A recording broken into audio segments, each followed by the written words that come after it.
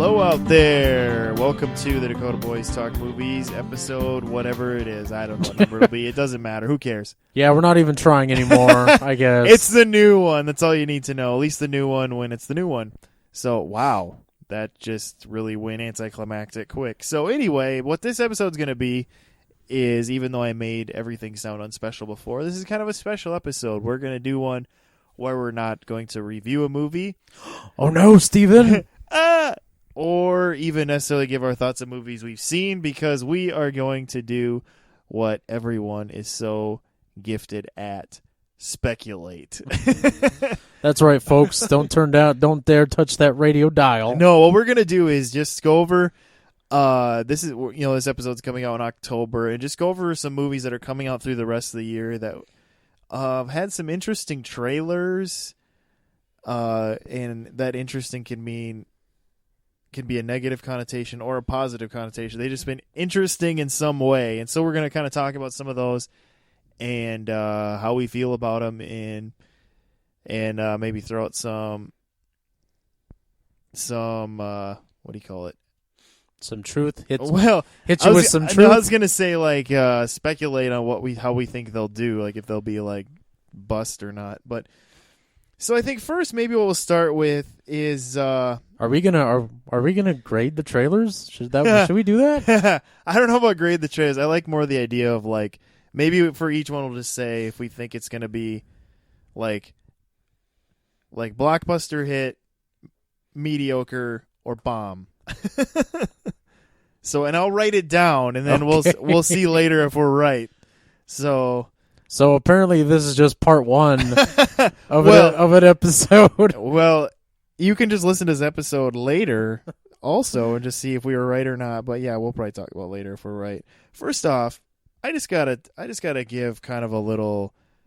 I don't know if anyone who works for Governor Dugard. I don't know if you listen to us, the governor of our state, but I got a birthday card in the mail the other day, and it was from the Capitol, and I was like, wow, they're sending me a birthday card. This is pretty cool. Open it up. Happy birthday. Your license needs renewed. That is not how you send a birthday card, Governor Dugard. You go Dugard you. But anyway, see if that was a really disappointing. My birthday's in like a month from now or so. Had that been a really disappointing birthday card. Had that been me, loyal listeners, I would have been like, "How do they know where I live?" Yeah, I've been off the grid for years. That's when I burn my Social Security card and run into the night with just the clothes on my back. Shred everything up, microwave your hard drives, and get out of town. Yeah. Anyway, I was just more disappointed. Like, come on. You gotta remind me of something lame in this. That's what happens when you register to vote. Are you pandering to the people to get them to send you birthday cards? No, is that what's all? No, I'm telling. About? This is more of a complaint to the state of South Dakota and how that was just kind of lame. Just tell me my license needs renewed in a separate thing and not in a birthday card. Anyway. I guess they're trying to do it with a bit of flair this time. Yeah, apparently. But... Ooh, you can do it online. Okay. All right, well, anyway, we're going to talk about some trailers and give our thoughts on them. And I think first we'll start with kind of more of one that has garnered a lot of views on YouTube or whatever, Facebook video, whatever it is. It's gotten a lot of views, but at the same time has kind of been kind of a quieter movie because it just hasn't been bombasted as much. But that would be Arrival. It stars Amy Adams and Jeremy Renner, and with a bunch of other famous people. Yeah, and it's kind of I don't know, what would you call it? I mean, it's sci-fi, but it seems like it's going to be kind of one of those. They're trying to make it one of those kind of. They're presenting it, I should say, as like a thinker sci-fi. Yeah. Honestly, I get the same vibe I got when I watched the Contagion trailer, the Ben Affleck movie. Contagion. Oh, the Matt Damon. Yeah, Steven Soderbergh movie that he made. Yeah. It's like kind of sci-fi, but they're shrouding it in mystery about what's going on in the movie.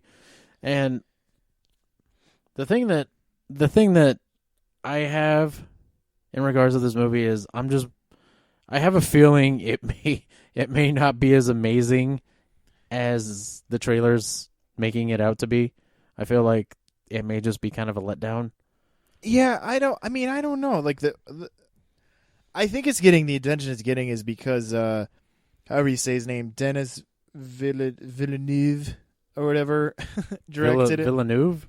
Yeah, and he did Sicario and Prisoners and movies that over the past few years have kind of gotten a pretty good following, but weren't necessarily blockbuster movies. And this is and then now he's kind of getting this movie to do like a little. I think it's kind of like a little bit bigger of a movie, and it's kind of more of his like getting more noticed American audience to notice his stuff, and so it's kind of getting that attention. And so I don't know, and there's like a little bit, I don't know, there's been some early screenings of it, and that doesn't really mean much because that happens all the time where there's early screenings that are like, it got a 10-minute standing ovation or it got this, and then you just never know. But basically, this is kind of just a really quick synopsis, is really that Amy Adams plays a linguist that the military contacts her, task her help with translating this alien communication. The ship shows up, and the trailer is basically just garnered in mystery. And so this trailer kind of goes that route, which honestly I appreciate, where they don't give away a lot. But at the same time, I didn't feel like there was anything in this trailer that also made me care. Yeah, I don't know. And again, it's because they're trying to keep it, I think, shrouded mystery, which in a way, props. But if these filmmakers really wanted to blow us away, we'd find out halfway through the film that the aliens are just counting down. And then these giant tripods just come out of these giant egg-shaped things, and bam, it's all of a sudden War of the Worlds. Mixed with Independence Day. Yes. Countdown. Yes. Checkmate.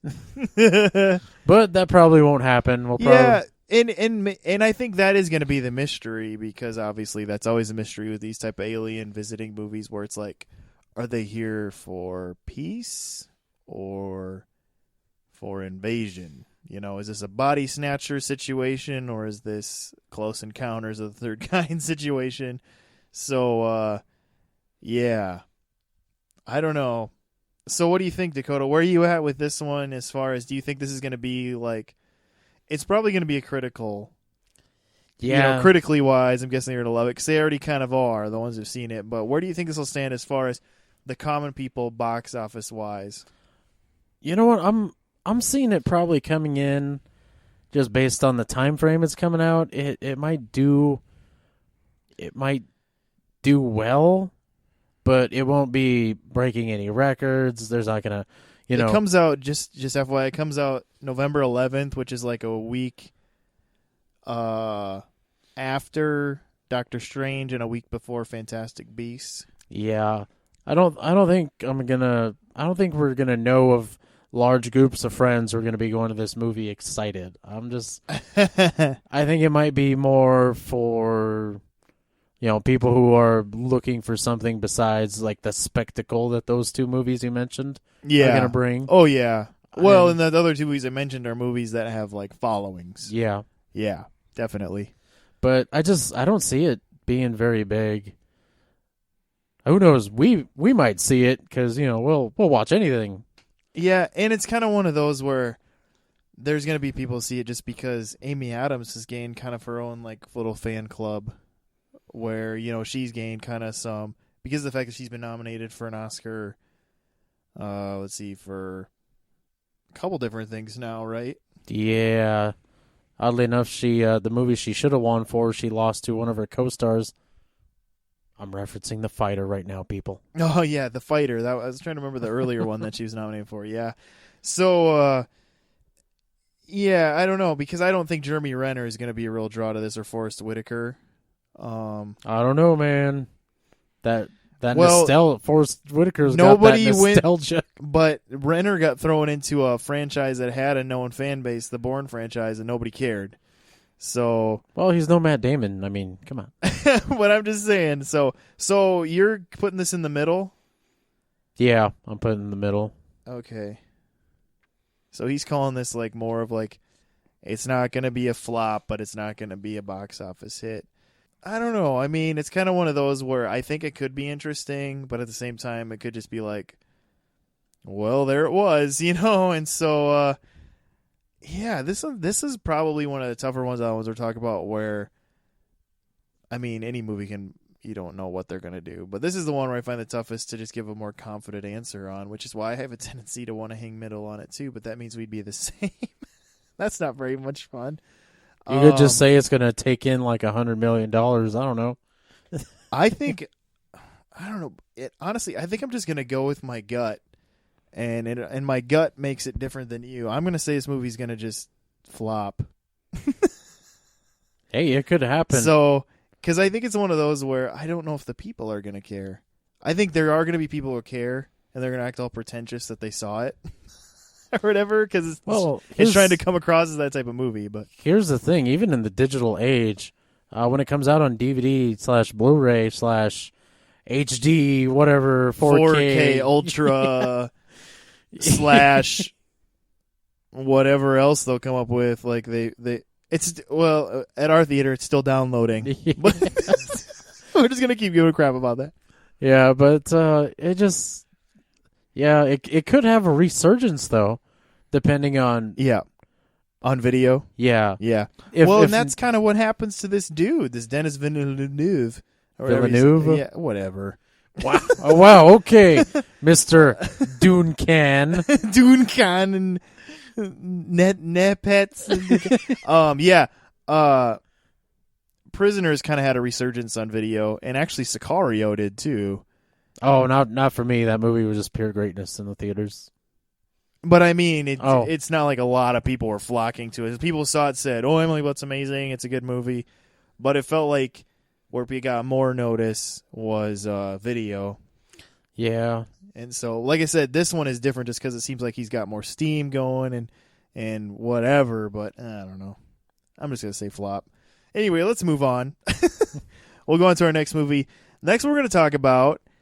Yeah, we're going to talk about this one, I think. Allied. This this one will be an interesting one to give our how we think it'll do on. We'll get to that. But this movie comes out in November also, I believe. November 23rd, it looks like. And is right around Thanksgiving, huh? Directed by Robert Zemeckis, who all of a sudden is making movies again. The man who has retired more times than Leonard Nimoy is making yet another film. Well, Leonard Nimoy is now permanently retired. We don't know. He could come back in ghost form. That's true. Spock came back. He might have landed on a Genesis planet. And spoilers for those who haven't seen Star Trek 2 and 3. Anyway, Allied. Robert Zemeckis directed, Brad Pitt starring with Marion Cotillard, Jared Harris, and some kind of other faces that you've seen in things. Nobody really too much of name, just familiar faces. Taking place during, that war, Yeah. But what this is it's kind of a World War II drama, thriller, action, romance, whatever you want to call it.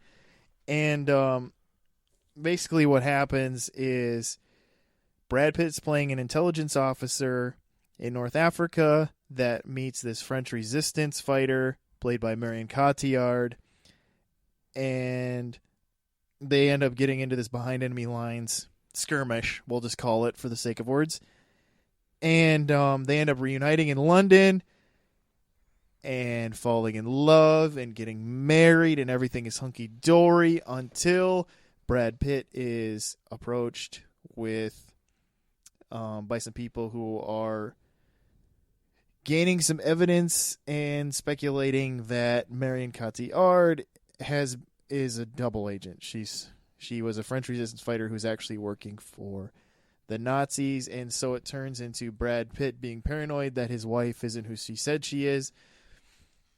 here's where I stand with this movie. I feel like I've already seen this movie. It just feels like a familiar plot in a lot of ways, where it's like two people fall in love in a weird circumstance, and then later there gets to be like kind of these, I don't know, just, you know what I mean though? And even when I saw the trailer, it felt familiar. Yeah, I don't know. One movie it definitely brings to mind, and this is a completely different movie. A Beautiful Mind. It kind of really reminded me of A Beautiful Mind, where there was kind of elements of a guy falling in love with a girl, then a lot of kind of tension / conspiracy, Paranoia. involving the guy, and just I don't know. I'm not really that excited for this movie. Brad Pitt seems to just kind of be. He's obsessed with World War II movies lately. Yeah. That's all. he just seems to do anything, and he gets kind of rave reviews for being in these minor little parts. The Big Short, I know he was in, and people were like, "Oh, he did an amazing job," even though you could have, replaced that with some guy who worked at a deli and never acted in his life. And I think it still would have been just as okay.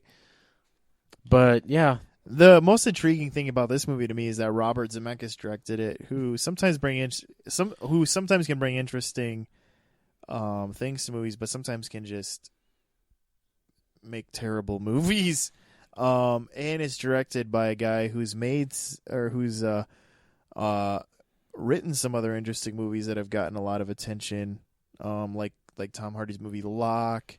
He wrote Eastern Promises, and he's a writer, and I think the what do you call it? The showrunner. Yeah, showrunner, that's the word I'm looking for. Of Peaky Blinders, which is a Netflix show that I've actually watched some episodes of, and is actually a pretty interesting show. And so it's there that's the thing, is like there's kind of this there's a pedigree to that side of it. And in front of the camera, I'd say there's a little bit of a pedigree. Dakota and I are kind of talking. Neither of us are terrible fans of Marion Cotillard. I don't know. I mean, don't get me wrong. She's a beautiful European woman, but I don't know. In a lot of roles I've seen her in, I just find her really kind of not belonging and off-putting in a lot of ways. And I feel like Brad Pitt can just go hot or cold. So with things he's done or is in. And so I don't know. I think maybe it has more to do with Marion Cotillard. Just she's French and she starred in these French films. Vive la France. And they kind of have a different style of acting when they do their movies. Well, it feels like she's one of those women who was in a lot of like very artsy French films, and then all of a sudden kind of broke into Hollywood, and yeah, I don't know. Yeah, and then she kind of course, had the two Christopher Nolan movies she was in, kind of just blasted her into the upper stratosphere. I always forget that she was in Inception. That's right. She's crazy. Yeah. I don't know. And then it's her voice maybe kind of just rubs me the wrong way. I don't know. Yeah, it's got everything about her. I don't know. Like I said, I mean she's if they remake Misery, I feel like she could play the female lead very well. Yeah, but I feel like you're like worried she's like a crazy person or something. No, it's just I feel like she'd be better suited to playing someone who's kind of crazy and not necessarily the hero or the main character, if you catch my drift. Well, maybe you'll like her an ally then, because she might not be the hero you think she is. Yeah, we're going to find out whether or not that's a good movie. I mean... All right, so... I think, once again, I'm calling this one a flop. Yeah. Oh, are you going to call it a flop, too? Yeah, well, here's the thing. I feel like it's going to be one of those things where the critics really like it. I have trouble believing the critics may not even like this. Oh, really? Yeah, I'm just kind of wondering if this one's just going to kind of just die. But I feel like audiences just may be like, who cares? The other thing I think is going to hurt this movie is that Brad Pitt and Angelina Jolie split up recently. And there's a lot of people who are really caught up in their relationship. And so... that might hurt at least, butts and seats a little bit. But so you calling it a flop? Yeah, I'm gonna say. I have to go flop with it. I just think it will, and so we might just have to agree on that one. This is one of those movies where you just don't know. Watch it's gonna end up being like an Oscar contender and like one of the best movies of the year. I don't know about that, but maybe it'll take on. Maybe it'll be this year's Tinker Tailor Soldier Spy. Well, jeepers, then it's gonna be really boring because that movie was boring. Yeah, but it generated a lot of buzz for Gary Oldman, and then it did. All the roles he did, and, Yeah. and what's he get nominated? What's he get all the attention for? Tinker Tailor Soldier Spy, where he basically just sat there and looked. He was a really quiet person, but yeah, that was one of the few roles he actually went through some sort of a change for, because I know he put on weight to play that character. So maybe that's why everyone said that. They're like, oh, he was just really committed to this role, and it shows. There you go. Because he ate a lot of ice cream. I could do that. Okay, nobody says I do a good job for it. Nobody comes to me for eating ice cream. I eat ice cream all the time. I had ice cream today. All right. Well, the next movie we're going to talk about is Fantastic Beasts. Finally getting and where to find them. Getting to the meat of the potato. Let's just call it now. This movie's going to take in like $300 billion. This movie could be terrible, and it's going to make $1 billion. I am actually intrigued to see this because it's in the Harry Potter universe, and it's taking place in America, and it's taking place in past America. So yeah. those are all going to be interesting. I could have done without Colin Farrell because I feel like he's gonna. I could have done without Eddie Redmayne. That's kind of where I'm at with this movie. What this movie is, though, is there's a book referenced in the Harry Potter books, and also it comes up in for sure one of the movies. The book is referenced, and that's what the book is called, Fantastic Beasts and Where to Find Them. And so, actually, we just found out recently that this was going to be 3 movies that they've now decided it's going to be 5 movies because why not?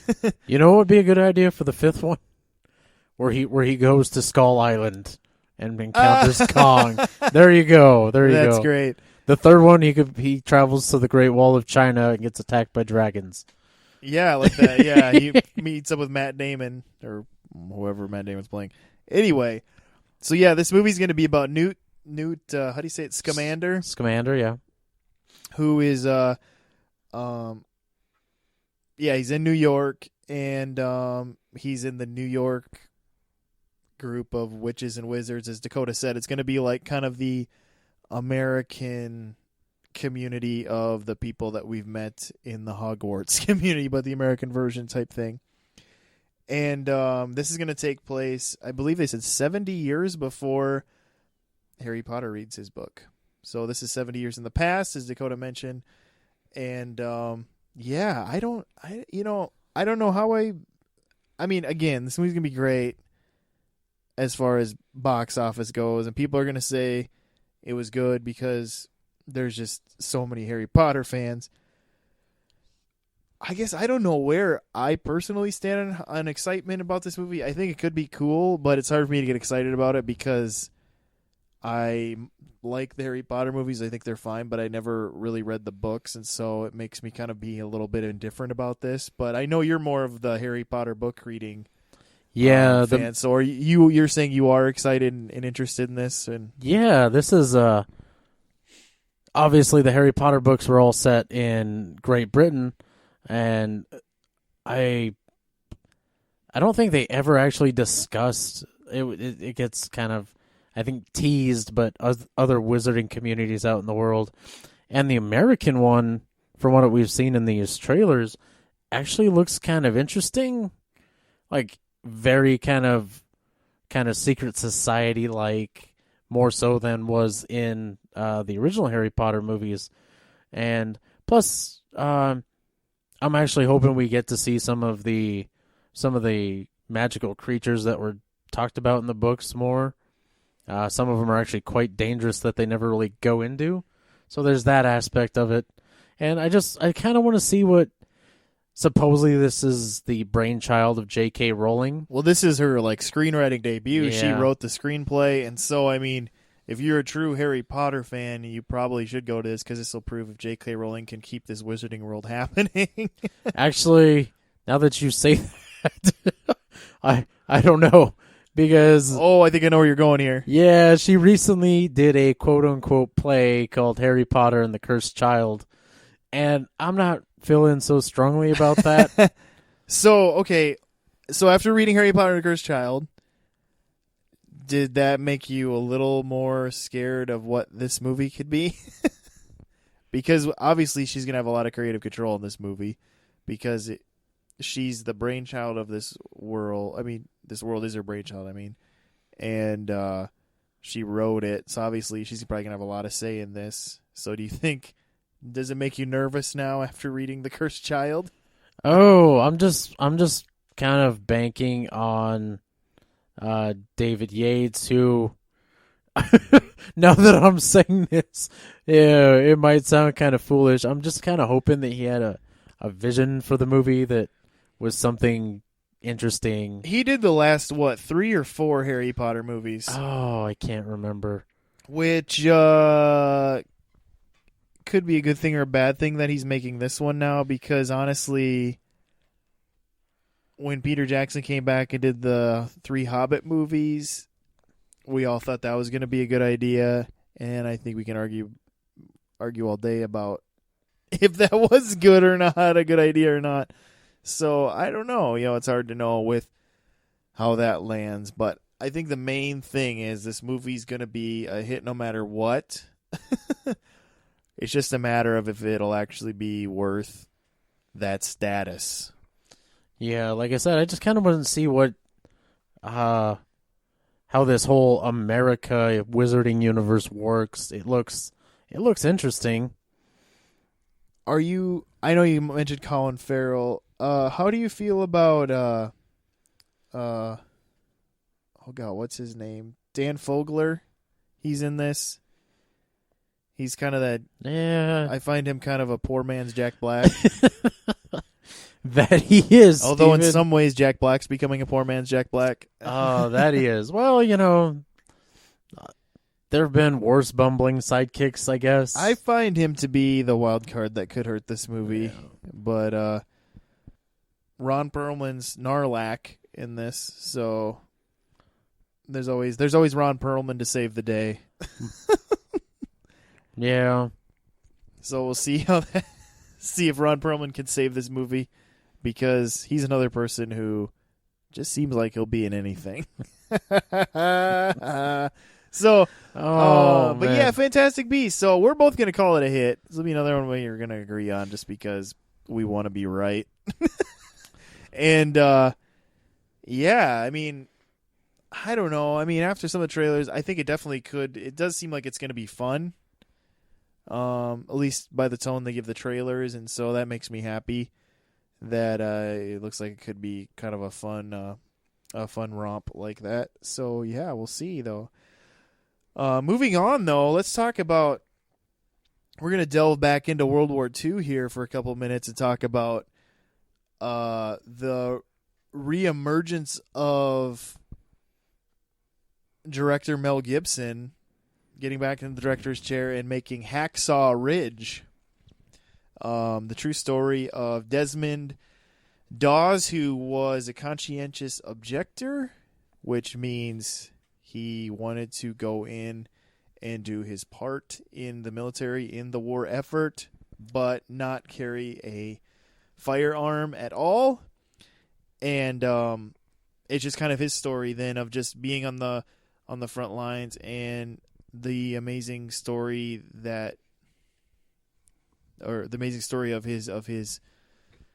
of these events, of what happened there, and the fact that he's the first conscientious objector to win a Medal of Honor, which is, as many of you know, really the highest honor any military person can get in this country. And so, based on the trailer, I'd have to say I'm pretty excited for this one. Yeah, there's one thing that I was found interesting about this guy's story was simply the fact that he was a conscientious objector, but he still wanted to go to war. Yeah. Usually people take the take that status when they don't want to go at all. Yeah, and what's interesting is he was still kind of labeled as a coward by the other guys, even though he was there willing to do his part. They still considered him a coward because he wouldn't kill. And yeah, it's just kind of interesting because he wasn't fleeing. He wasn't fleeing by any means. He just kind of figured there's going to be enough killing going on. I don't need to be a part of that. I can help in a different way. And part of it was the fact that he just had some religious beliefs where he just felt like that isn't what God wanted him to do in this. And so he just felt like there were other ways he could help. And so obviously there were. Otherwise they wouldn't be making a movie about it. And I mean he is someone who hopefully you all are at least a little familiar with this person that he is still talked about in history classes, because I think he is a significant person just in American history and in American military history. But yeah, it'll just be interesting to see. Mel Gibson always brings something interesting to the table when he directs.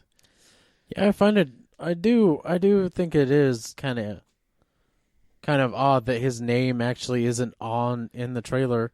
They reference him by saying the Academy Award-winning director of Braveheart, which is obviously Mel Gibson.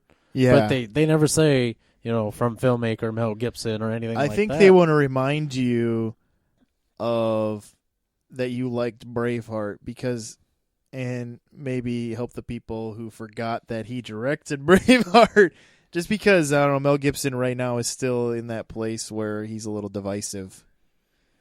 Yeah, I think he's slowly getting himself out of there. Yeah, yeah. I mean, he's definitely on a comeback. He's had, he's been in a few movies in the past few years that people have said, wow, he's still got it. He's still got that edge to him where he can still act.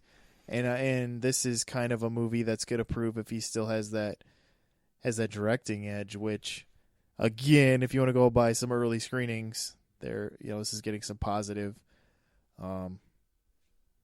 reviews, but it always can, that changes a little bit when it hits the mass audience, the mass audiences and how they feel about it. But again, when I go back, when I just think about the trailer, it just looks like it's going to be really well done.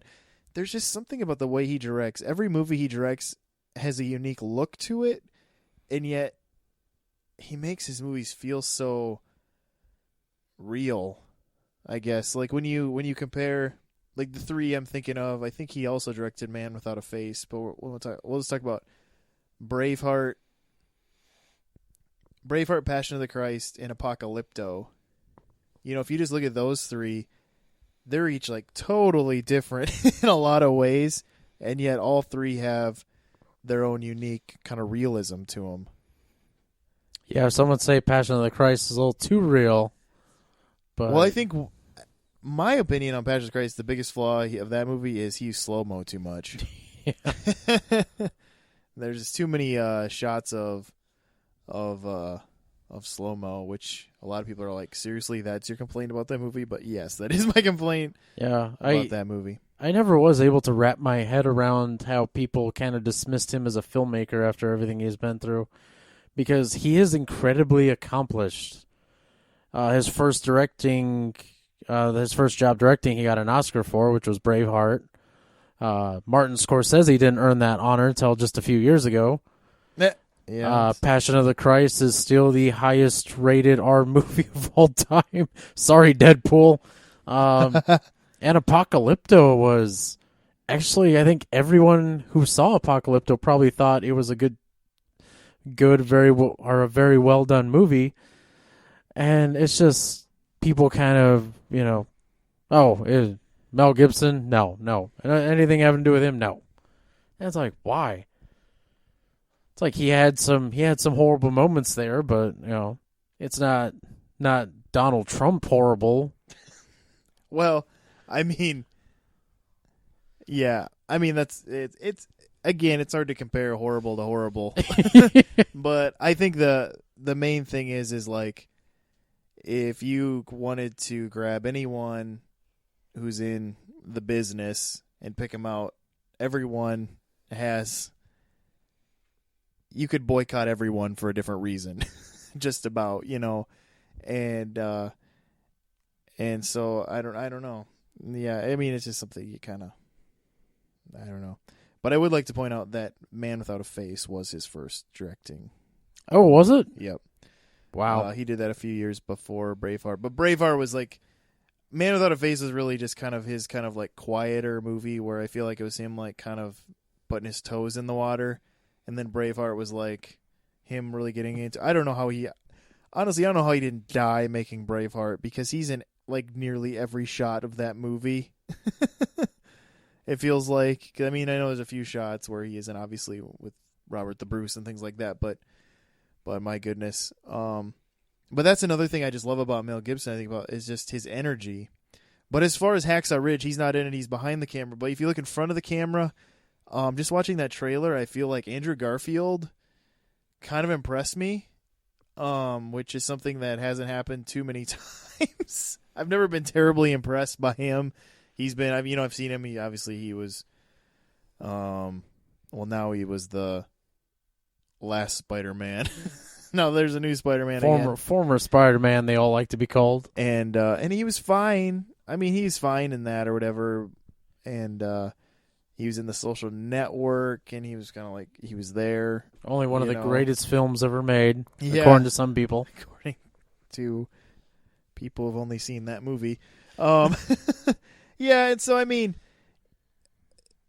I've never really thought he was terrible, but I was just kind of like, oh, it looks like it's going to be kind of good. And then there's just a lot of interesting cast around this. I mean, Vince Vaughn, what the heck is he doing in this? But I don't know. He seemed like he might be all right when you just look at the moments in the trailer where he's not going to be distracting as he can be.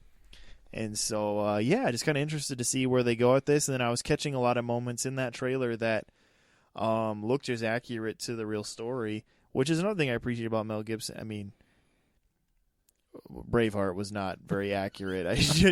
But I mean, he really tries to tell the story, and I think in the case of Braveheart, he was just telling the story he was given by Randall Wallace. But, he really tries to get that story across, and so I'm excited about what he'll do there. Now, as far as box office wise, Dakota, where do you put this? Do you think this is going to be a box office hit? I think it might be. It most likely will do pretty well and probably make its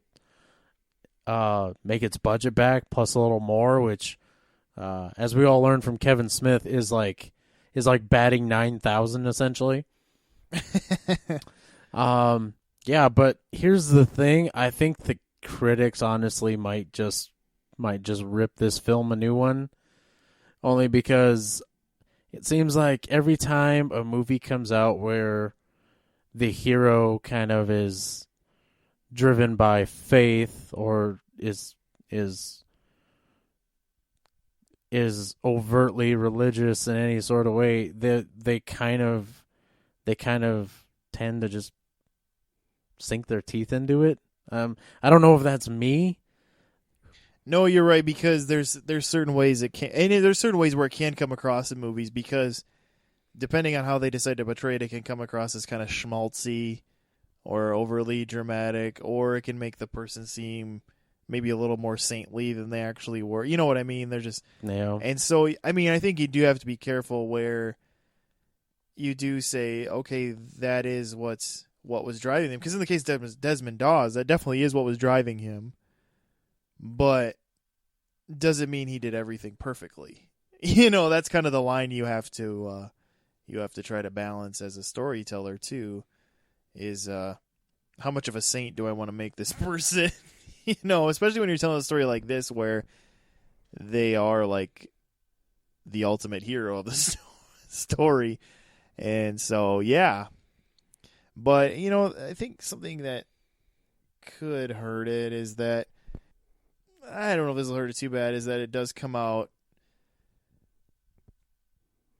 around the time of like Doctor Strange.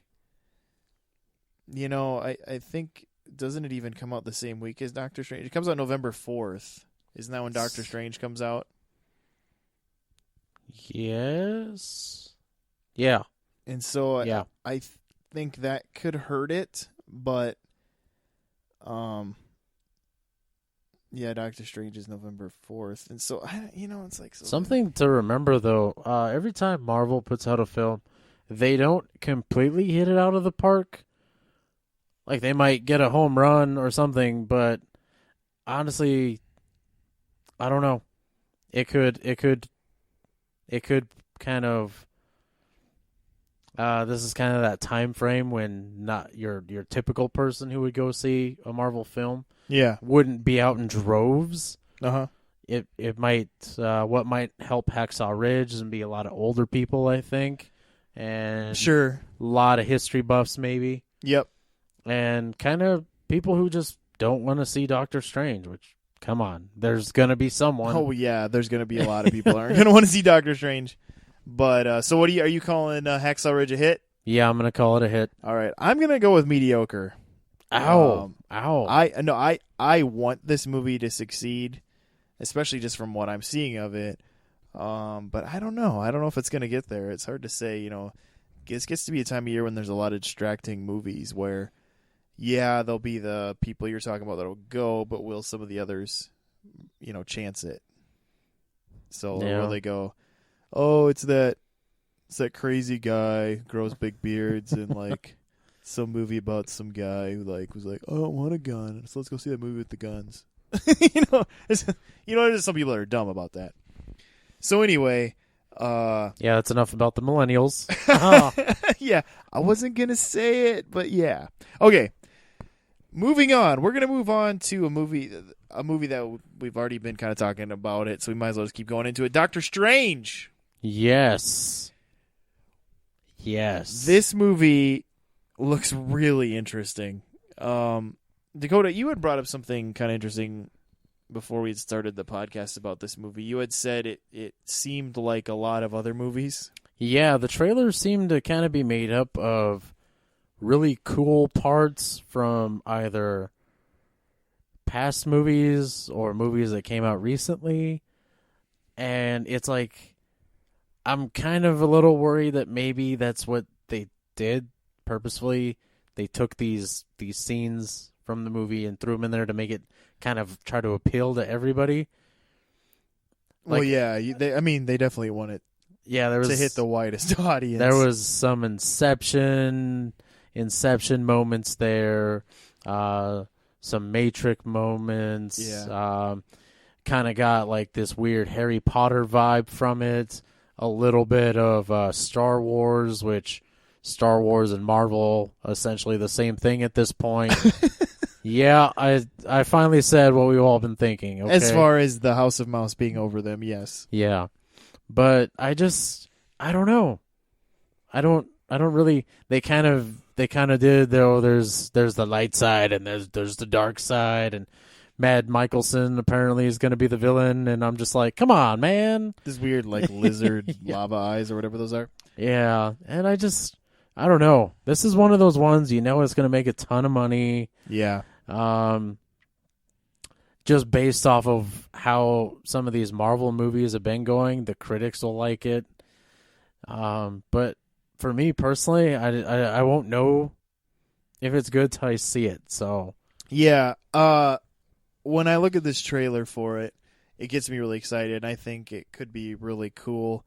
But at the same time, once the trailer's over and I start thinking about it more, because I really like some of the things I see in the trailer and look where it could go.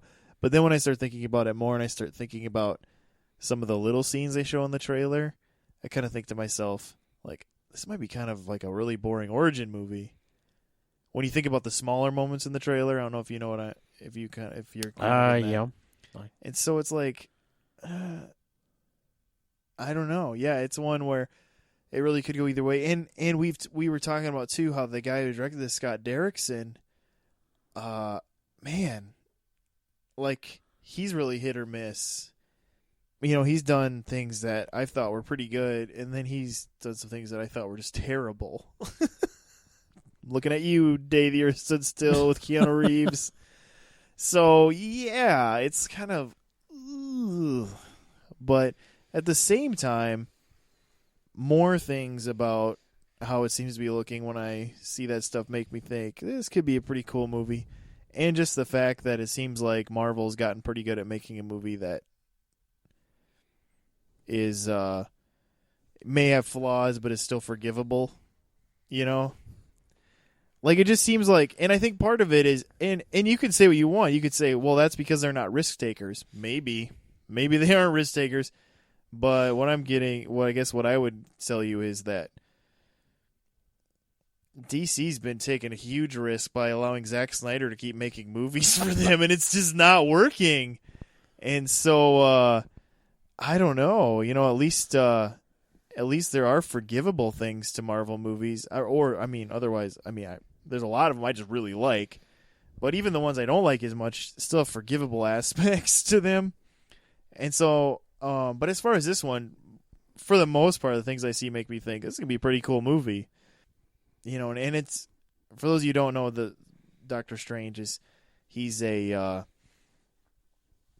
real famous neurosurgeon that ends up getting in a car accident that destroys his hands, which, of course, when you're a neurosurgeon, your hands are everything, and meets this ancient one that's apparently been watching him for a long time to train him to become a sorcerer supreme.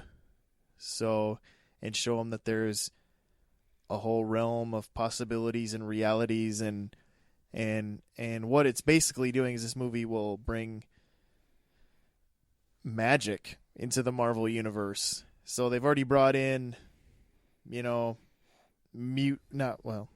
not mutants. What do they call them in the Marvel universe? Because I can't say mutants. Inhuman type things. They brought in those type of things. They brought in the super soldiers. They brought in the Hulks. They brought in the aliens. They brought in alien type stuff. Thor is kind of this science-y mixture where it's more science-y than magic, and then Doctor Strange is going to be straight up magic. And so it'll be kind of interesting to see where that fits into all this Marvel Universe stuff, and where he'll fit into what this means for the events going forward. So I have my speculations on that too, but I don't know. But yeah, as far as how this movie will do, I think it's probably going to be a hit. Oh, yeah. And for another reason is I think a lot of people just like Benedict Cumberbatch will go. They'll be like, I don't know who the heck Doctor Strange is, but hey, he's my Sherlock, so I'm going to go to this. He has a pretty big following. He's kind of the nerdy people hot guy. Yeah, he's so popular. He actually gets, for people kind of look the other way when it comes to Star Trek Into Darkness. Yeah. Yeah. Instead of that movie just getting butchered all the time, it just seems like nobody talks about it. Yeah. Like, I just kind of forgive it because it's like, oh, he if he would have known, he wouldn't have been in that. He's too amazing. But we have a few more here, so we're gonna get to those. Another one comes out Christmas time. Christmas time is here. It's only 2 months away, folks. Peanuts. Is the movie Passengers. And I'm not talking about that weird Anne Hathaway movie that came out like 7 years ago where she was like on an airplane or something. This is a sci-fi movie for the ages. No, I don't know. It's getting a lot of build-up because of the fact that it was kind of one of those scripts that had floated around Hollywood and everybody said how great it was. And so they said, buy it! Get me those it people! And let's make this! And that's exactly what they did. They took the script because it was talked about. They grabbed the two it people that fit the role, or fit the roles age-wise and gender-wise. And we have Chris Pratt and Jennifer Lawrence starring in this movie. Dakota. Yeah. How do you feel about this? This movie is, let's see, it's about, man. So what it is, it's a spacecraft that's traveling to a colony that's way off in space. And so the people have to be in hypersleep to get there. There's like thousands of people on this ship in hypersleep. 2 of them wake up 90 years early. One's a boy and one's a girl. So anyway, it basically just turns into kind of this space sci-fi romance because one's a boy and one's a girl. I guess, and that's what happens. But the trailer, I feel like, gives a little bit away. There's a point where it could have set off, but it kept going, and it gets into this speculation because Chris Pratt says something like they wanted us to wake up early or something. He says something like that in the trailer, which kind of makes you believe that maybe he thinks somebody's toying with them. But where are you at with this movie, Dakota? Oh, man. I'm going to be honest with you. I don't have any high hopes for this movie whatsoever. I feel like... Do you like Jennifer Lawrence? Yeah. Do you like Chris Pratt? Okay. I love Chris Pratt. That's the thing with him. It's like, even the people who try to hate him, they have trouble figuring out why they hate him. They just know that they should because they're rebels. But he's just kind of likable. It doesn't mean he's good in every role. It just means he's a likable guy. Yeah, I feel kind of the same way when I feel like this is kind of just a retread of Ex Machina. The people who made this film kind of had some high-minded ideas, and they were gonna bring in some new stuff while toying with some old stuff, and then I saw Ex Machina, and it was just so boring. He went there, people. That's I actually thought about picking up a book and reading it while I sat through this movie, just to stay awake. I think I got up at some point and just started looking at my shelves and thinking, what could I be watching / reading other than this right now? And then the movie ended, and I took it back to Redbox immediately because I knew I was not going to watch it again. And it's just, I feel like this is going to be one of those movies. And I know this for the longest time. This was called one of the greatest unmade scripts. Yeah. And you know what? Hollywood, you suck at making good choices. You really do. That's why I have no faith in you anymore. You let me down one too many times. And I think this movie will probably come out. The critics will love Chris Pratt, and they'll think Jennifer Lawrence is great. She'll probably get an Oscar nomination off this, even though her character is just kind of so-so. And I feel like it's going to be one of those movies everyone's talking about when it's just boring. Unless halfway through this you find out that a face hugger is lurking in the ship and attacks one of them. How awesome would that be if halfway through or 3/4 of the way through somebody just has a chest burster, just and then it becomes a completely different movie. And for the record, the guy who wrote this did work on Prometheus, so we can't rule out chest bursters. And you know what? I just wish when they make movies like this and they kind of put them on the pedestal and tell us to bow down and worship them, I just wish they would actually throw something new at us, like pull an M. Night Shyamalan. Be like, bam, third act. Be like, there's a surprise 2/3 of the way through of it. The stuff hits the fan, all hell breaks loose, and it's just them running for their lives. Because then at least something happened. Because a lot of times these movies that get this kind of build up do end up just being like a letdown. Part of it is that they do build them up so much, but it's like, yeah, I don't know. Honestly, the biggest problem I see with this movie is that the scripts that are so good, we're finally going to make it, most of the time end up just making a garbage movie. And also Jennifer Lawrence just I don't know.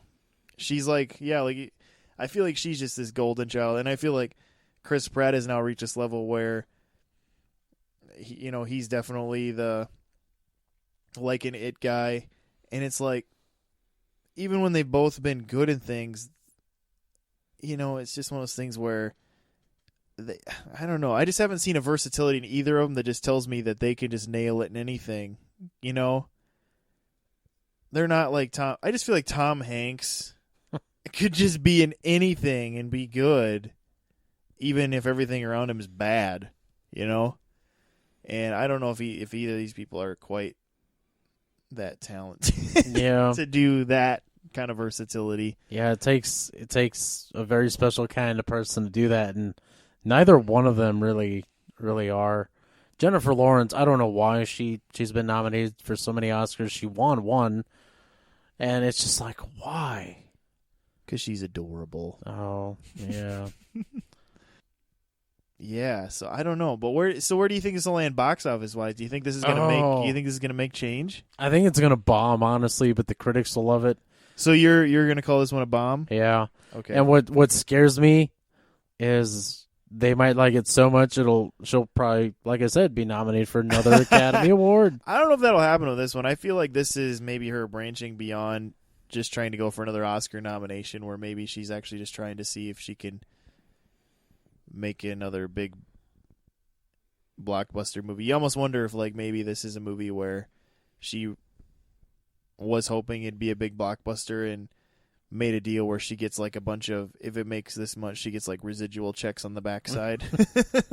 I think the first critic I hear say something like along the lines of, "It's this year's Ex Machina. I'm gonna track that critic down and spray paint their car magenta." Okay. That's the plan. So you better watch out. I'm coming for you. I'm gonna call this movie right. It's gonna be somewhere in the middle. Like it's gonna just kind of be like maybe it'll make it's got a big budget, so maybe like it'll make its money back. But I don't know. I mean, just because of who's in it, it could make a lot of money. But but let's move on. We're gonna talk about one more. This is the one that I think is probably gonna be one of the biggest movies of the year, if not the biggest. Whether it ends up being just a total mistake or not, and that is Star Wars Rogue One. Well, Rogue One, a Star Wars story, I guess is how they're. Can you get the title right? They keep changing. I'm talking about Disney. Can they get the title right? I'm tired. Now I regret not buying a Star Wars, a Rogue One, whatever they're calling it. Yeah, now it's Rogue One, a Star Wars story, but originally wasn't it called Star Wars Rogue One, or I don't know. Yeah, Star Wars Rogue One. And I regret not buying some of those posters because, 5 years down the road, 10 years down the road, if the movie's a hit, they'll be worth like $20. They'll be yeah. They won't quite beat a Revenge of the Jedi caliber, but they'll earn their money back plus a little more. Yeah. So yeah, this is could possibly be the biggest movie of the year, and I think this is one of the big gambles of the year because they're putting a lot of money into this, and it's something that's never been done on the big screen with Star Wars, where it's let's make a story outside of the Skywalker episodes, and get into this expanded universe stuff. They've done it on the small screen with a handful of different shows, really. Star Wars, Clone Wars, Rebels. And that's it. No, there was... what was that other one? You're talking about the original Clone Wars Well, I guess cartoon? there was the Ewoks cartoon. The Christmas holidays, the Christmas special. I think I was thinking there was that Ewok cartoon back in the day. But I was thinking there was one more. I must be thinking of how there was that other super mini episode Clone Wars thing that existed. But yeah, so they've tried it. There's these handful of times on the small screen, but here we are at the big screen where they're going to go, and it's going to be a prequel / take place during the events of A New Hope, where it's going to be the story of the group that stole the Death Star plans. And the first trailer that came out for this blew my mind. I was like, wow, this is actually looking kind of cool. I really liked the idea of giving it kind of that we're not in the main story of, going through the talks of Emperor and Darth Vader stuff and the talks with the main Yoda and things like that. This is like the people that kind of are the behind the scenes people of the things going on, and so it's kind of a little grittier, and you're kind of in the mix of everything, and so it's kind of cool to see that aspect of the events kind of in this trailer and the things going on there. And I think this could end up being a pretty cool story, just when I kind of saw that aspect of it. Now a new trailer just came out where I don't know how I feel about it. I wish they wouldn't have given away some of the things they gave away in it, but it did still look like it could be a pretty cool movie. So, Dakota, where are you at with this kind of expanded universe type things that they're doing with Star Wars? I'm actually kind of excited for them. Don't get me wrong. I mean, I love Star Wars and everything, but there's a lot going on in this whole giant universe, and they kind of just focus on like a small little part of it, especially this rebellion and the Empire, which was just insanely massive. I mean, in the 3 movies, of course, you saw how many ships they had, and of course, the Rebel Alliance there were rebels all throughout the galaxy doing their own thing, and this kind of I'm excited to see, just to kind of go back to the Star Wars universe, see some TIE fighters and X-Wings and, Star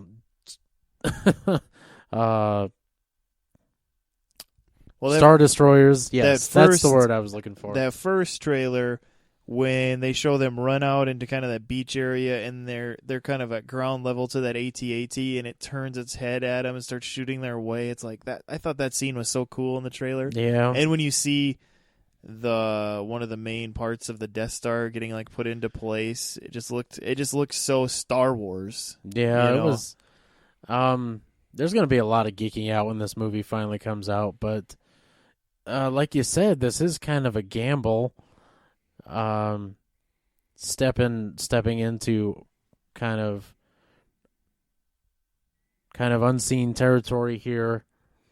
And really, like, big shoes to fill. Yeah. I mean, just because, now they've kind of gone into the, episode 7's out now, it came out, and they saw that, while this Skywalker storyline of the episode's still working, people were excited about it. It just rebirthed Star Wars, but it's like, can this expanded universe work? And it's kind of one of those things where, if this movie doesn't totally work, they'll still make more. But if this movie just really works, it's really going to help the momentum of the future, for good or bad. But it's just going to help. And so it makes me think that they're working hard to do things right, But at the same time, I hope not everything is going to be just for the lowest common denominator, just so that it fills seats. You hope that there is things there that are fleshed out and good storytelling. Yeah. One thing I kind of hope they don't do is, this is supposed to be a little darker than the original movies were. It of course taking place from the viewpoint of these rebels who were kind of seen as terrorists / killers / mercenaries. And I just hope they don't kind of try to make it too kid friendly, like Disney has done in the past with some of their stuff. And yeah, I just hope they don't hold back. I know they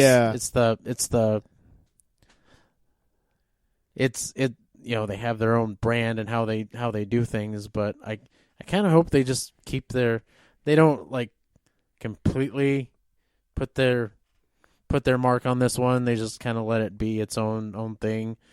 One thing that kind of crossed my mind is a lot of the rebels you see in this movie who go out to steal these Death Star plans. There's a chance a lot of them could die. Probably will. Yeah. And I do think it's cool they brought Mon Mothma back. She looks like a younger version, essentially, of how she did in Return of the Jedi. And I was like, wow, that's actually pretty cool. I'm still hoping for Admiral Akbar to get his own movie, but that probably won't ever happen. It's a trap. That'll be the name. Hey, It'd make $300 million easy. It's true.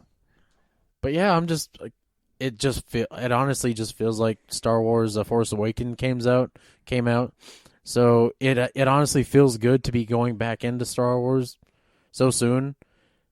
Me and Steven are a little bit older, so we can actually say this, but we were essentially waiting forever for new Star Wars movies to come out, and even when they were making them, it was a 3-year wait in between them.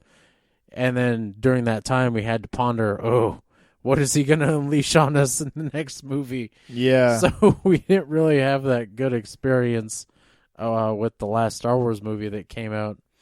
Yeah, it was kind of not the funnest to be a young person when those prequels were coming out. Because it's like you were excited and at the same time, like, we'll see what happens here. Maybe this will fix it. But the problem is the trailers looked awesome. Yeah, the trailers always looked good for those, and so you always got kind of your excitement back, but then you weren't quite sure after the movie. But yeah, this movie, it has a lot of good things going for it, and so I really hope it can follow through. I think one of the things that scares me most about it is just who's directing it. Yeah. Gareth Edwards is directing it. He did the 2014 Godzilla. And so one thing that kind of helps is that he's apparently like an extremely devoted Star Wars fan.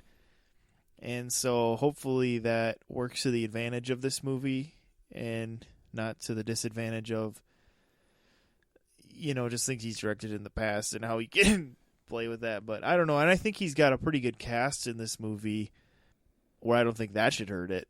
I don't know how I feel necessarily about Felicity Jones. I haven't seen her enough to really know much. But as far as the other people kind of... Come on, no one goes for the Star Wars movie unless your name's Harrison Ford, Mark Hamill, or Carrie Fisher. Yeah, well, I mean, that's just it. It's just like, that's where this one's just a huge gamble. It's like, we know Luke Skywalker is going to be in this, which is almost why I feel like they had to do Darth Vader's going to be in it. And that kind of helped people get, Darth Vader's going to be in it. It's kind of like Suicide Squad. It's like they had to keep reassuring people the Joker would be in it just to help them feel better about it. And I don't know if that really helped people with that movie, but we'll see if Darth Vader helps Rogue One and actually fits in with everything. It isn't like shoehorn just to have Darth Vader there. But honestly, what keeps coming to mind, I feel like that's what they kind of did. I feel like you're going to catch the sum of his parts is probably going to be like 3 minutes maybe. Well, that's what I'm already kind of wondering if that's how it's going to be, but it doesn't mean it has to feel shoehorned. Yeah. So, you calling this a hit? Oh, yeah, I'm calling this a hit. With a capital H. Capital H, hit. Capital I. Capital T. This is such a hit, Leon the Professional is going to show up to it. That was a random movie reference. I love that movie, Steven. How dare you? Everyone! I just like to scream Gary Oldman's line.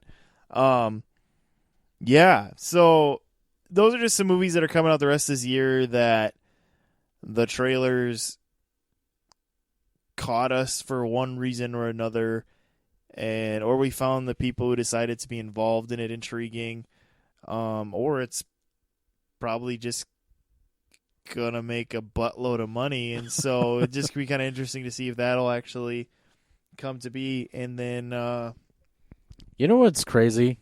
I have a feeling by the end of this year, Disney will own an insane amount of money. So much so that they could probably start printing their own money. And it'll have worth. Yeah. I think they're going to get so much money that by January they'll be buying Harry Potter. Oh, man. Just kidding. And then they'll make an expanded universe Harry Potter.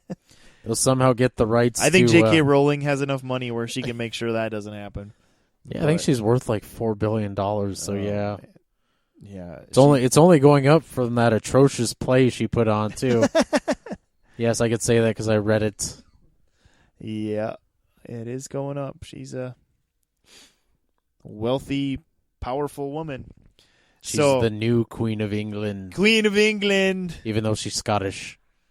She's J.K. Queen of Scots. There you go. So, yeah. So we hope you enjoyed just this talk about these movies, and let us know your thoughts on these movies or maybe some other movies we didn't talk about on our Facebook page or in the comments section on YouTube or any of those places you can find us to say, hey, you idiot, that movie's going to be a hit. Why would you call it a flop? Or I hope that movie bombs and you're wrong. Ha! LOL. Or whatever you write in those comments. So hopefully you're doing that and taking in those other things and supporting us in those ways where it's not financially, but it just helps us feel good to know that there's somebody there. So, so thanks for listening. This is Steven. And this is Dakota. We'll catch you later.